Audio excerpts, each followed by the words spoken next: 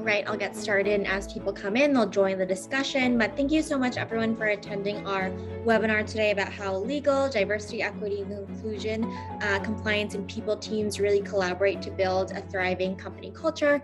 My name is Christina Giordano. My pronouns are she, her, and hers, and I'm a partnerships and community manager here at AllVoices. For context, AllVoices is an employee feedback management platform that enables employees to anonymously and safely report things like culture issues, harassment, bias, and really anything directly to company leadership. And we collect that anonymized data and share it with company leaders so they can take action before they become systemic problems, improve that company culture, and provide a really psychologically safe space for employees to feel heard and seen. To set the stage for our conversation today, we know that company culture and building a workplace where employees feel included is really important for retention and innovation of the company. In our state of employee feedback study in 2021, 41% of employees share that they've actually left their job because they didn't feel listened to. And TeamStage also put a study together that indicated having really highly engaged employees can lead to a 202% increase in performance. So I'm excited to have all of these leaders in different roles and departments share their insights with us. So I will stop talking. If you could share a little bit about yourself, including your pronouns, role, and the work you do at your company, that would be great. Radhika, we could start with you, and we'll go to SM, Sarah, and Brittany, if you want to remember that order. Thank you, and thank you for having me. My name is Radhika-Lipton. I'm the Chief Risk and Compliance Officer for Mambu North America. We're a SaaS cloud fintech platform servicing the financial services industry. And my pronoun is she, her, but we service clients throughout North America, which includes Canada. And my role really is to make sure that we stay compliant from a regulatory perspective.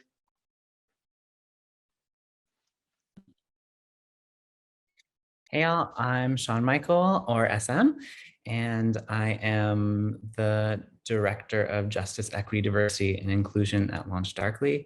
My pronouns are they, them, and LaunchDarkly is an organization that makes feature management tools for software developers. Thanks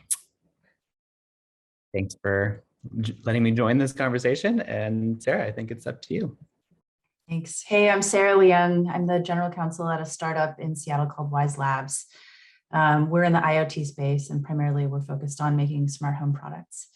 My pronouns are she, her, hers. And so there's a quote that I heard several years ago that I love, and it is, "Work as a conspiracy to have fun."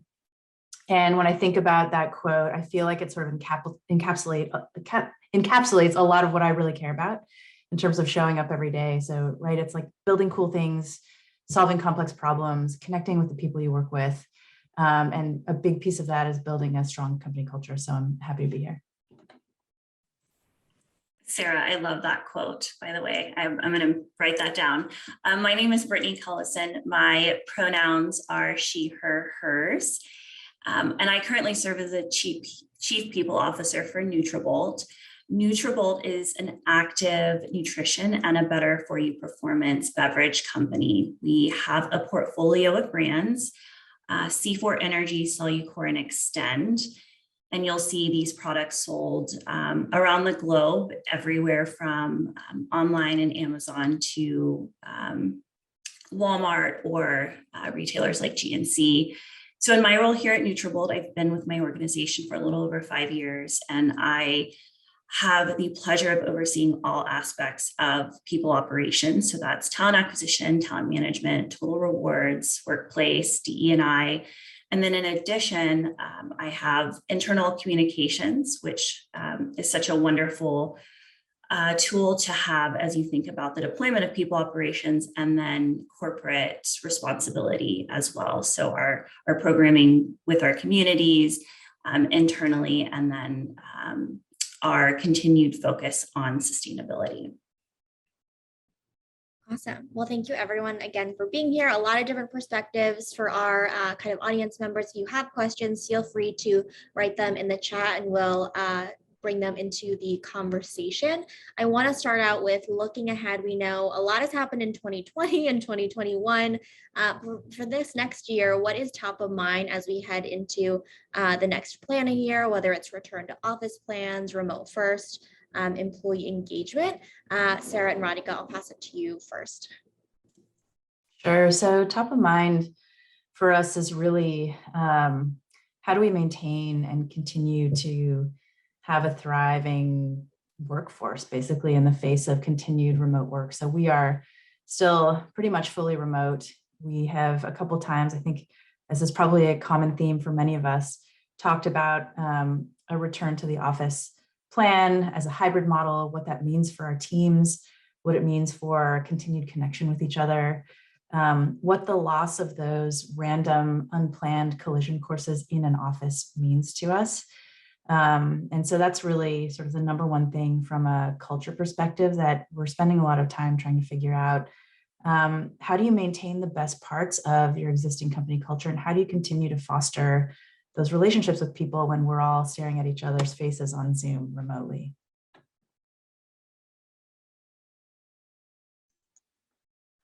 Thank you, Sarah.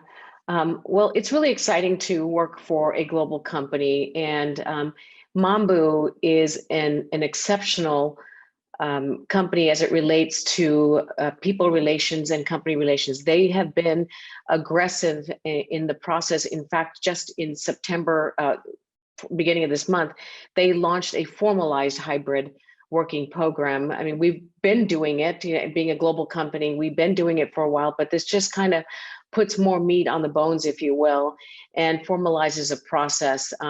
They're very, very focused on listening to the feedback of the people, given that we are a global environment, and they take all of that into consideration. I know we were talking recently, and many of us wake up early because our counterparts are in Europe, so we take calls at 4 a.m, but we are very sensitive to work-life balance, and they definitely focus on the importance of that. So our continued focus is going to be, just as Sarah just shared, is continuing to hear our employees, continuing to develop programs that make sense globally.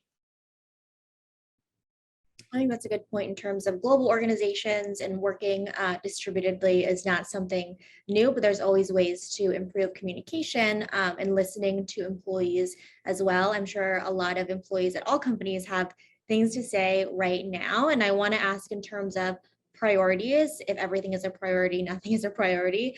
For leaders on this call, what needs are identified by kind of other executives you work with, and how do you advise on them? SM, we were talking about this on our pre-call as well, in terms of how you kind of help influence these decisions. What are your thoughts there? Yeah, so I think the role of justice, equity, diversity, inclusion in the organization is really to be a partner across all of their functions and to invite people to rethink. So as the conversations about growth are happening, for instance, right now, both like globally and like how we're rethinking growing across multiple locations in the country, then the question that I have is how are we making those decisions in a way that is centering equity and inclusion for everyone involved?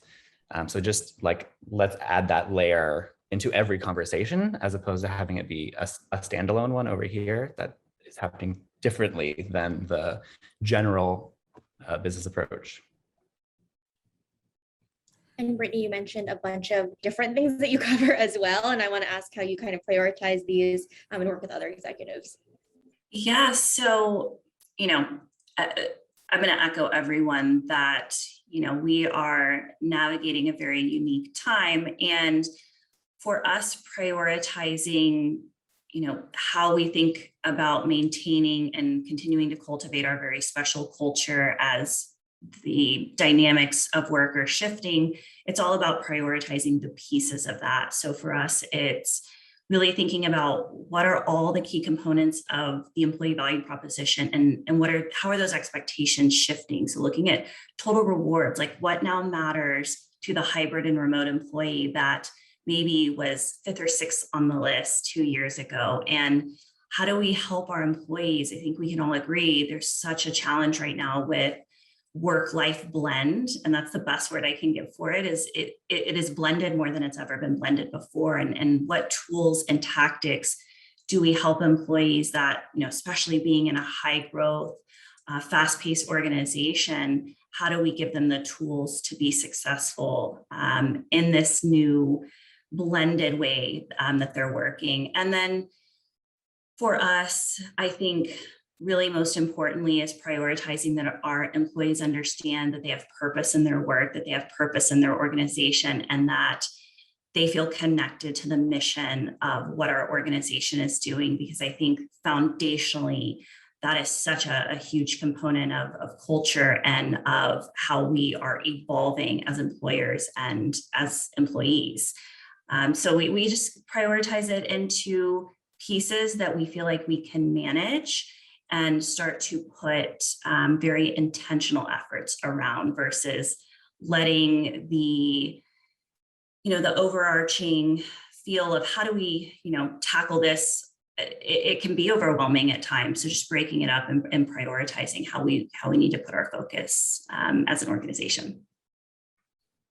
Yeah, I mean, I think I want to touch on a really intentional project that a lot of folks have been working on as well. And Sarah, you mentioned this too, around just like a hybrid or in-person office space, creating those moments of connection and checking in with your, your teammates and really checking in on your company culture, since it is an ongoing process. SM, you mentioned just looking at decision-making and different projects, no matter department, with this lens of equity.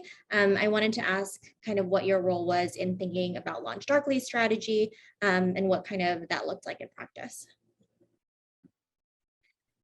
Yeah, luckily I joined the organization when they were already having this conversation and thinking about it in really important ways. I think there's like culture by accident and culture by intention. Both can occur. And I think when most of the people's needs were, we're going to come in and be together, and that's the way we're going to bond over like our shared environment and this city that we all love, where our headquarters are, an unintentional culture can happen easier in that space. So now that there has been this big shift and we have people spread all over, we have to build in intentionality in the ways that we connect and support each other. And I'll give you like the simplest example, which is lifted from my friends at Feeling Leadership, who are a coaching team I love. They use the language connection before content, which is a practice that I try to live out every day. So if I'm going to have work with you, I'm also going to intentionally connect with you outside of that work.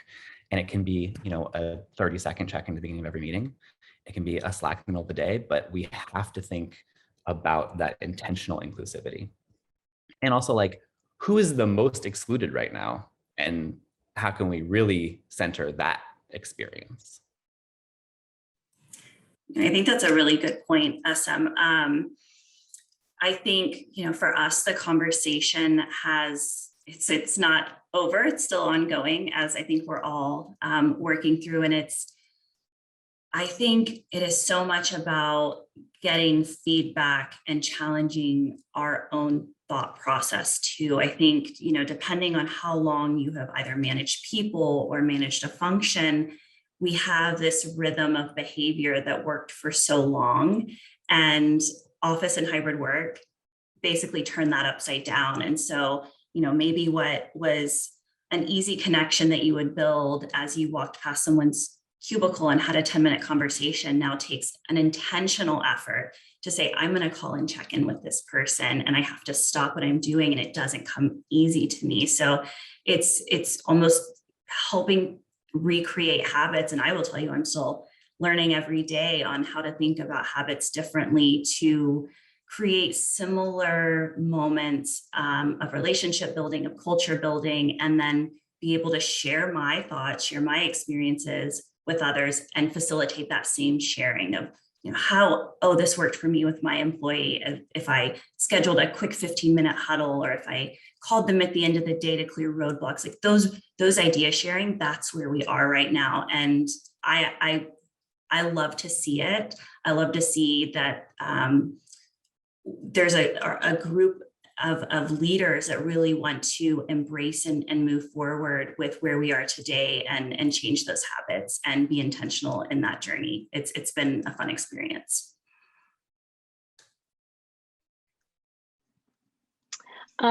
These are some really great thoughts. And one of the things that I can share with what we do here in Mambu, especially in North America, I mean, one of the things that being a global company, we have great statistics and in commitment to diversity and inclusion. But in North America, we've always been, since we're only about 2 years old here, we've always been spread out. And to Sarah's point is, how do you connect? We make it a point to stop and not make every Zoom call about business. In fact, every couple of weeks, we do have a virtual happy hour because we can't get together. And it's always a theme, and it's a theme based on getting to know your team members at a whole different level and a whole different, intimacy brought to it. And it makes you connect with people so much more than maybe you could have in an office environment because you're rushing to get home or what have you. So we have dedicated time. In addition, we also do a really good job with ongoing, I think, Brittany, you spoke about it, ongoing little quick 15-minute huddles that are in our calendar that we can just spend some one-on-one time and check in. And it doesn't have to be about a business conversation, but just how are you? What are you feeling this week? What have you heard in the news that affects you and things like that? So, yeah, it's not in person, but I still think that, and I think that my team here has talked about it, where there's a will, there's a way, right? And there's a way to connect even if it's not in person.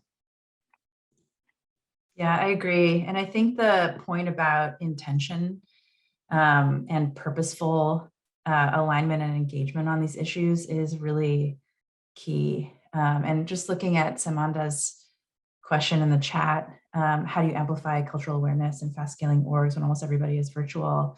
I mean, I think that the intention and then the follow through is really key to that, right? And so there's a, bottoms up as well as a top down sort of living and being intentional about creating communications and different pathways for people to connect, whether it's, the 15-minute huddles that Radhika was talking about, or, a note to all hands about, an awareness piece that's sort of educational and also sort of brings people together and sort of tries to level the playing field in terms of understanding, education, and appreciation for sort of where different people are in terms of cultural awareness, I think is one of the keys. I think those are really good examples of intentional behavior, and also not checking the box to say, okay, I checked in with my, my team on Slack today, or I checked in on Zoom at the top of the call, but didn't really wait for the response of the answer. And to a lot of folks who mentioned this on the call as well, in terms of this is an opportunity to be innovative and think creatively in a new way of working. I want to ask around, and we discussed this as well in terms of rethinking kind of normative culture and the status quo. How are you thinking about redesigning and breaking outside of the boundaries of how we have worked in the past, of course, within being, within the legal realm, but centering adaptive design, retaining talent? There's a huge conversation around the Great Resignation. So retention has been important. Kind of, Sarah, what are your thoughts on that at Wyze? Sorry, I was on mute. Okay.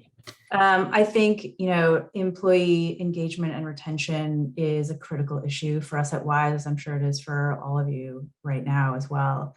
I think, people are, this is one obviously unique moment in time with the global pandemic that continues on with a lot of unknowns in our future. I think a lot of people are really sort of rethinking all of their assumptions in terms of life and purpose, to Brittany's comment earlier, and sort of what is the purpose of work? What do I want to get out of it? Who do I want to be when I grow up, right? I think a lot of people are rethinking that. And so trying to be really aware that there's a whole new sort of wave of challenging our own assumptions about what people are looking for in terms of purpose and meaning in their lives, in their work, what they want to get out of, how they spend their time, how they invest their time and their talents, is a really important conversation that we have pretty much every week among the leadership team to try to figure out, we're really excited and invested in our company strategy and what we think we bring to our customers and what we think we bring to our employees as well.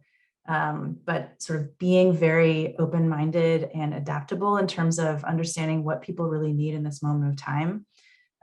We don't have the answers, right? We're trying to figure it out as we go.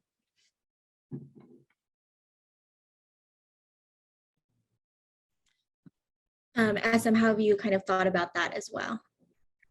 Yeah, so, it's normative culture is all around us and we are steeped in it. And if we aren't, again, intentional about breaking away from that, then we will just fall back into the patterns that serve the folks who are most centered in the way that we generally do things. One aspect of this that came up for me when we did the big shift to remote first working was the ways in which pay based on geography is so deeply linked to very racist practices like redlining. I think about how cost of living maps are also the maps that sort of highlight places where folks with marginalized identities can safely exist, right? So like there's sort of a tax on identity where marginalized folks tend to congregate around big cities. It is safer for people there. There are access to resources there that don't exist in smaller suburban towns. But we've also made the map so that like, okay, well, if you move here, you make less, and if you move here, you make more. So like all of those intersecting realities of our world, they play into the way that we also come up with compensation guides like the Radford Guide, right? Which is, I'm assuming, an organization that is based on a lot of historical data that is inherently racist. So we have to just keep questioning, why are we doing this? What, like, if it's the thing we've always done, is it the right thing still? And honestly, we have to question, if it's the legal thing, is it still the right thing? There are plenty of things in the world have been legal that were not right. Enslaving people is one of those examples, right? So just because it's legal doesn't mean it's the right thing. And I think that's why I love having really strong partnerships with folks in the organization, on the legal team, and in the people organization, so we can talk more deeply about these issues, which are really complex. They're definitely really complex. And I think to your point too, we can't just look at it as this is how we've always done things. It's not broken, so we're not going to fix it. We have all these other things. This is a huge opportunity to include a lot of voices and also be really intentional with these decisions, and look from a historical context to see where can we make change, where can we build equity. And to your point, it's everyone's job. One of the kind of roles in decision making too, and I think has a lot of power as a culture conduit, are people managers, and especially your connection to the company. You're most likely talking to your manager more than, the CEO or another C-level executive at the company. And I saw an Atlantic article about just the changing role of a people manager to get the best out of their people and managing them, rethinking the design of worker to manager pipelines in terms of training. What are your thoughts about the modern people manager role in terms of responsibilities and kind of measuring that effectiveness there? Sarah, I'll pass to you first. Sure. I mean, I think as we've touched on over the past 25 minutes, it's more important than ever today as a people manager to be thoughtful about how you create lots of different pathways to connect with your teammates, whether it's your peers or your manager or the people who report up into you. How do you build trust in a remote environment? I think is one of the keys to maintaining and building those relationships with the people on your team, and really I think it was SM and Brittany who talked about listening and being really more aware than ever. I mean, it's always been important, right, as a people manager, but to really listen, and Radhika, you mentioned this too, to listen, to understand what the people on your teams need and what's going well and what they're challenged by, and not just to listen, but really to understand it and also amplify it.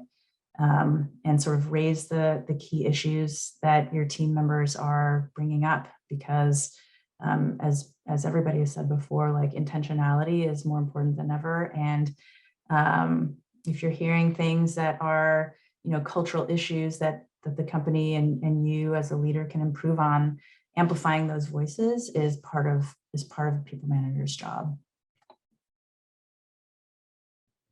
Brittany, you are the ultimate people leader at your organization. How are you kind of thinking about people management as well in today's world?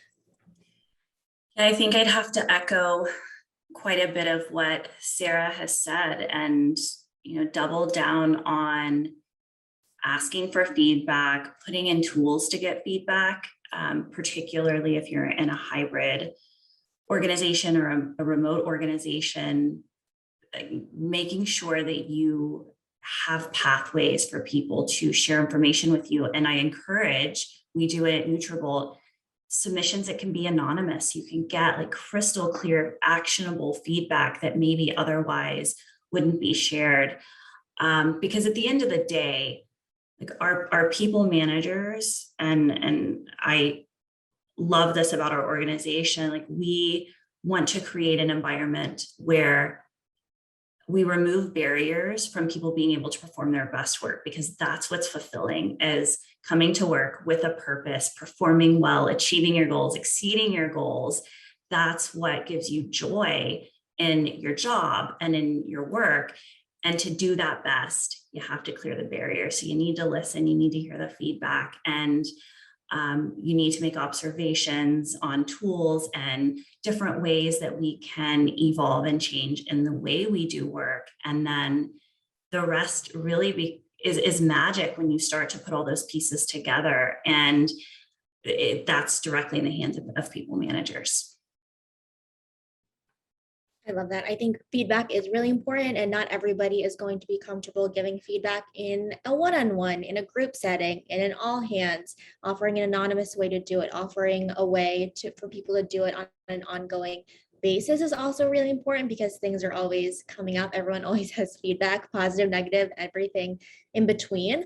We have another question from the audience in terms of, can anyone provide specific examples of how they have implemented change within the organization, and how? I can also start off by, while people are thinking about this question too, in terms of at AllVoices, we actually just changed our medical plan in terms of feedback. Our CEO just shared this on another webinar yesterday as well, but people are asking for kind of a different plan and coverage, and she was able to get that feedback from an anonymous way from our employees on the platform, and was able to make the policy change to really meet people where they are, especially as we continue to grow. Does anyone else want to share an example of just change that was initiated and how it was implemented? We also do a good job, I think, in hearing what our team wants in terms of the hybrid working environment and a commitment from the company. They offered a variety of solutions to help you, even something as simple as being able to order a good quality chair that is good for your body and your lumbar support and all that. So I think that's really important. I don't think it always has to be this massive policy change. I think it can always be little things. We are about to bring in one, as I mentioned earlier, we do this bi-monthly happy hour kind of concept where we get to know each other. But in the next one, we're going to be bringing on a specialist that talks about mindfulness. And I know that SM talked about, mindfulness, and we've talked about, Sarah's talked about, the conversation. And we've heard through COVID, what's the new normal. I don't think there's a new normal. And I think that's kind of what Sarah was also saying, is that we constantly, I think, have to revisit and revise on a quarterly basis or whatever. And people sometimes may typically think that some of these changes has to come out of people management, but it doesn't. In fact, I've just been tasked, I'm the Chief Risk and Compliance Officer. I rarely interact with, the HR, but I've been tasked to put together for North America a focus on, diversity and inclusion, and just how, what are our programs, what is important to us, and then assemble a team from all walks, from our sales side, from our development side, from the people side. And that, I think, is a commitment. And when you're talking about strategy, is it doesn't have to come out of one department or one silo. I think we need to break that down and bring in people that are in the field, on the ground, that experience these things on a day-to-day basis, and include them and have them take leadership roles in developing new processes or procedures within your organization. Awesome.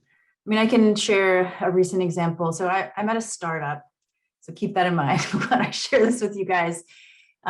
So we decided as a leadership team that we wanted to create a set of company values that we can all sort of believe in and live by and operate and grow based on.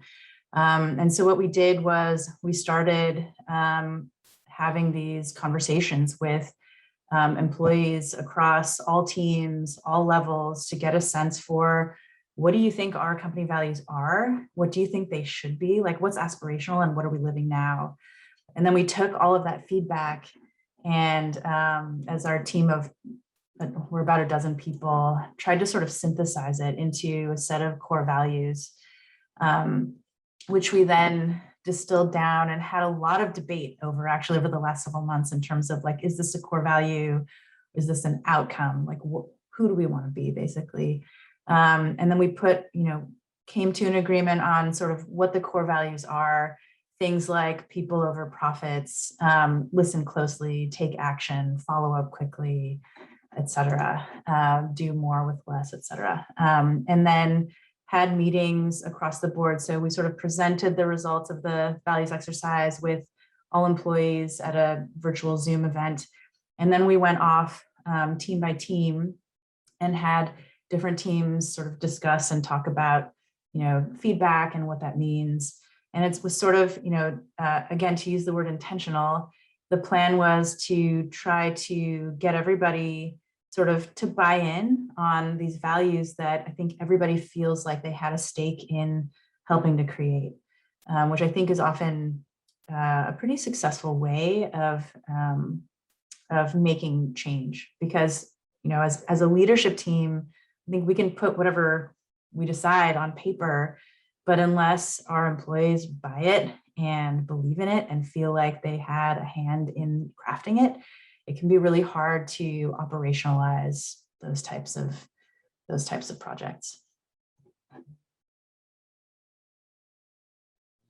I want to ask a question related to Radhika, what you were talking about in terms of breaking down silos. I mean, we have all of our panelists are in different parts of the organization and have, your own North Star for goals for the quarter, for the year, but it's all under one mission for the company. How do you think about breaking down silos and working collaboratively with all of the different stakeholders and employees at your organization, and just working on projects or initiatives together? What is your advice for folks who are trying to do that, especially in a virtual first or a hybrid kind of working model, breaking down those silos?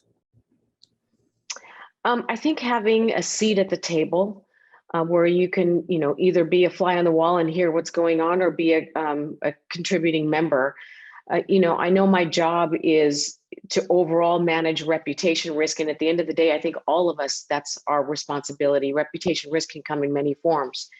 So having a seat at the table, raising your hand, getting involved. And it, like I said a few minutes ago, it doesn't have to necessarily come from the HR department or the people department. There's a lot of clever ideas over there.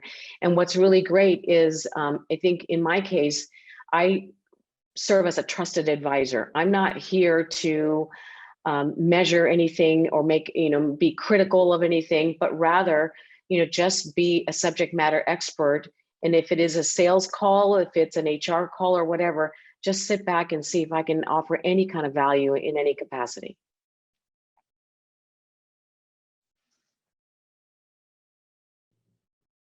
I also want to ask too, in terms of, we mentioned feedback, and Brittany, you touched on this a little bit as well, in terms of how you kind of ask for that feedback and then act on it as well. What are the different ways that you kind of collect feedback from employees, and really kind of listen to what they're talking about as well, but also kind of report back what you've heard, and maybe kind of actions to take there?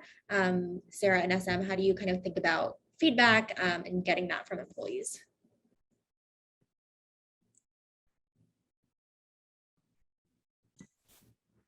Go ahead. I can share. So, I mean, AllVoices is an amazing tool, mostly because I think what sets it apart about it is the back and forth piece, right? So like, feedback that can't be conversational or generative is really frustrating, right? If one-way feedback, what do we do with it? I want to get curious about it. I want to know more. And I think AllVoices provides a really great platform for that.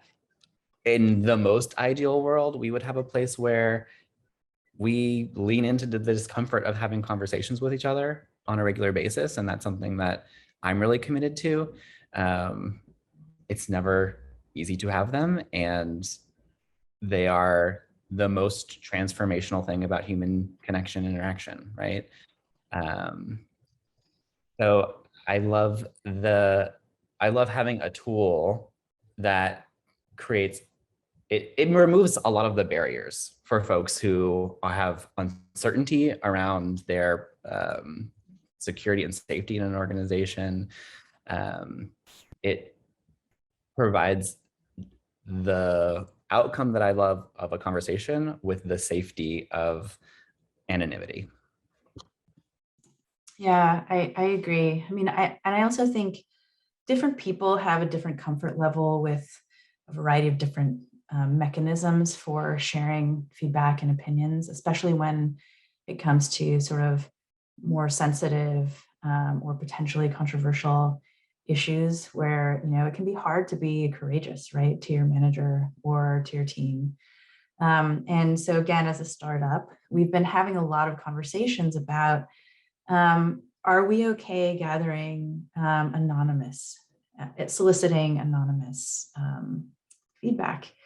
And there are arguments to be had on both sides, right? And your point, SM, about being able to have the two-way conversation, I think is something we keep coming back to, which is, if you don't have a tool like AllVoices, or you don't have a mechanism where people feel safe to raise issues, and their only opportunity is to raise issues anonymously, then you sort of lose that opportunity to have the conversation, to ask more questions, to understand more deeply. And so again, we don't have the answers, but it's something that we're spending a lot of time on, is figuring out, like, what is the optimal way? And we know it has to be, you know, a variety of different pathways, because of the diversity of, you know, our employee base. We have a question from someone. It says, anyone can answer. Sarah, you mentioned the company values exercise. How often should your values be changing if you're in hyper growth, adding new people? How often should your culture always be growing?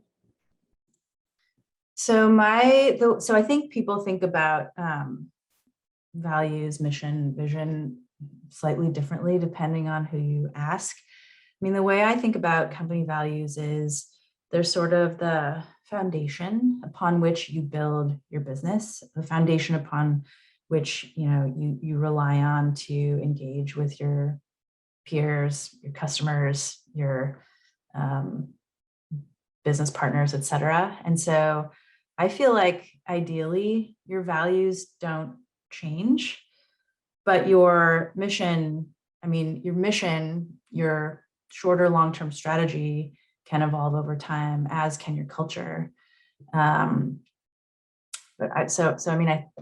would love to hear what the rest of you on this panel think about that as well. You know, I'll weigh in here. I think, I agree with you, Sarah. I think I consider values to be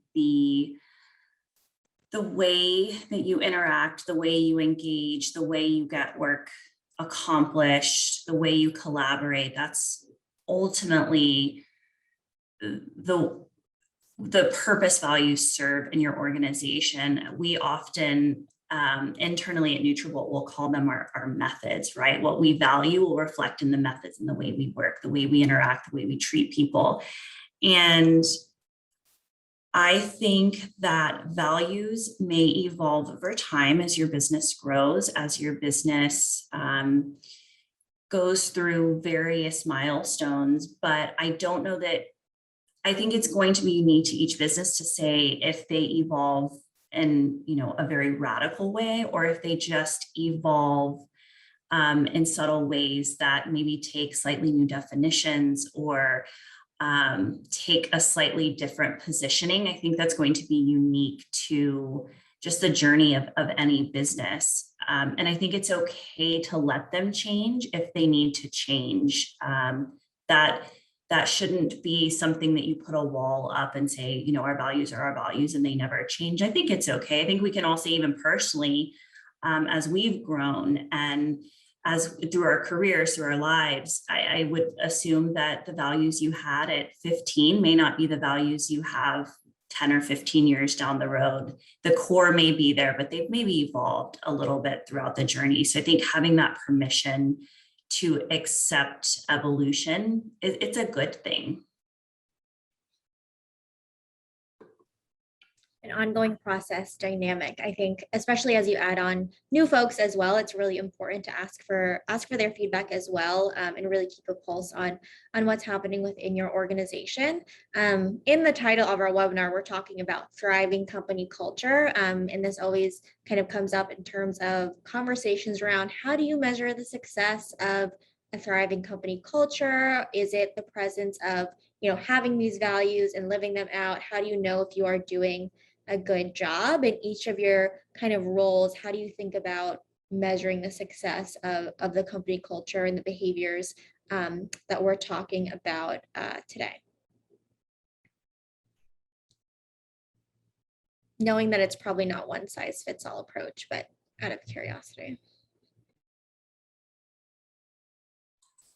I'll jump in here. I would say one of our primary just gut checks on the health of our culture comes from employee and manager feedback. And, for us, even using a bit of an algorithm with our feedback tools to get just a sense of employee engagement. Engagement is typically a very strong indicator of culture, depending on the questions that you're asking. And then I think you can often look at just the work product of your organization. A strong culture oftentimes is foundational for individuals to do their best work. And so I think you can look for those indicators just through quality and excitement around work product and work results and just general collaboration. I think a strong culture nurtures and really facilitates strong collaboration between teams.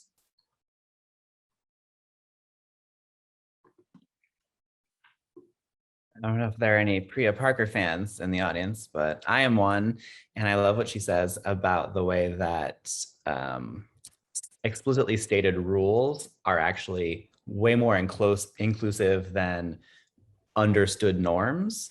So I like to think about the way that the culture is explicitly stated as a set of observable behaviors, and then you can use those as your measurement tool, right? So a simple thing at the end of your meeting, save 5 minutes and say, these are our explicitly stated behaviors around how we act in our culture. How did we do compared to this list that we've all agreed to and are all aware of in the same way? As opposed to this vague concept of professionalism and were people professional in that meeting? What does that mean? How have you learned what that looks like based on your experience in the world? I grew up with a mechanic for a father. So I didn't learn about corporate professionalism. I had to figure it out when I got there. So I'm always looking for cultures that really let everyone know this is what we mean. I think having common language is also important. It just reminds me of Brene Brown, clear is kind as well. So being clear about expectations and also values, being candid is sometimes a value, and that means something totally different for someone, as opposed to what I think what it means. So I think just outlining that is also really important. Okay, so someone sent me a question around, is there an ideal company culture that you should thrive for, whether it's a Google, a Facebook that has like the nap rooms and just like the unlimited PTO benefits? Is there a good example of what that looks like? Should we be following that?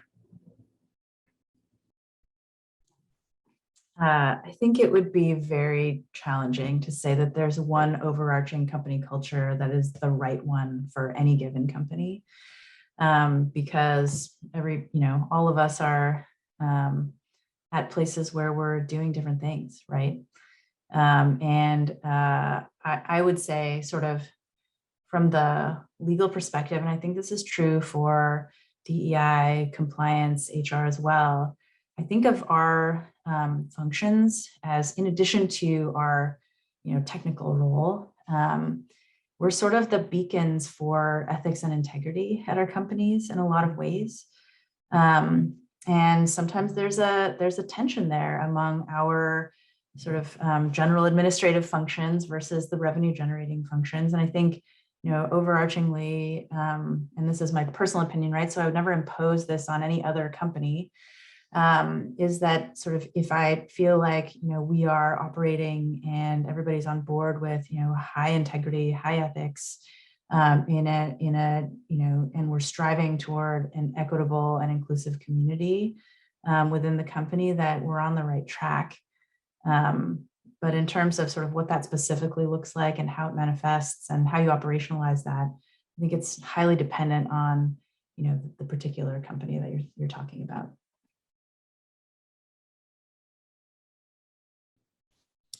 Yeah, and I think also, you can benchmark, you can see what other people are doing for best practices, but at the end of the day, something that we've talked about a lot here is asking employees how they feel, what they think the values are in the company, and then is that what you want to be projecting moving forward as well. I do want to make sure that we have time for, at the end of our kind of webinars, we like to ask for a call to action to the audience. So this is for everyone in terms of, for people who are on this call who are in legal, compliance, ethics, diversity, equity, inclusion, people, HR roles, what do you hope that they bring with them after this conversation? So any call to action, it's broad on purpose. We can start with SM, Sarah, Brittany, and Radhika. Okay, I hope mine is easy to use. It is meant to be. It is a question. I encourage you all to ask this question of all of the unique individuals that you interact with. You can ask them, what makes you feel included? And I think this is how I would sum up the last question too, is that we are all unique individuals. So what works for one person may or may not work for another person. And the way that you can figure that out is by asking. And that's like the adaptive, inclusive approach to being in community with other humans. Yep, totally agree with that call to action. I would echo the same thing, SM, and I would say, being intentional about finding ways to ask those types of questions about what makes you feel safe, how can I work better with you, how can I support you better, and really listening and having the courage to champion some of the feedback that you may get and sort of elevate it to leadership, because chances are other people are feeling the same way. And that's one way to sort of think about evolving your, whether you want to call it values or how you approach creating that thriving company culture, I think is really important. I love that. I think my call to action would be to continue learning and to challenge what you believe you know today through that pursuit of education. And not necessarily education in the traditional sense, but educating yourself on how your workforce is evolving, the evolving needs of employees and their dependents and their network, the learning more about how to drive inclusiveness, learning how to be a better manager than you were the day before in a hybrid environment, just really challenging your own ideas to be just a little bit better than they were yesterday, because I think that constant pursuit of learning will always keep us open-minded and keep us growing and keep us staying in front of any challenges that could potentially come our way. Really difficult to follow these amazing group of peers on this call and this panelist. I don't know that I could offer anything better or that we already heard. I think that we've learned one thing through COVID, and that is that you don't have to have the norms that we've always had all along, that people have been more committed, people are flexible, production has been up. So I guess my ask or call to action would be to truly, and to, SM's point is, yes, ask the question, but hear the answer. Hear the answer and, and act upon it. And as I said earlier in the call, is things are always evolving and changing. So be prepared for that. That's the one thing that is constant. Be prepared that maybe what worked this quarter is not going to work next quarter. And be it, in some of the words that we've used here is be adaptive. So include that as part of your value. So ask the question, what makes you feel included? Be courageous, continue learning and challenge, what you know today. And you don't always have to do the status quo because that's the way things always have been done. Ask the question and hear the answer. Thank you so much to our panelists, or as someone put it, I wrote this down, beacons of integrity, for being on our call today. Really appreciate it. The recording will be available on our website, so if you want to share that out to any of your team members. And thank you everyone for joining us today who are watching live and on demand. And if anyone has any questions around AllVoices and what we believe in as employee feedback management and really creating that psychologically safe workplace, please feel free to let me know. But have a good rest of your afternoon, everyone, and stay safe.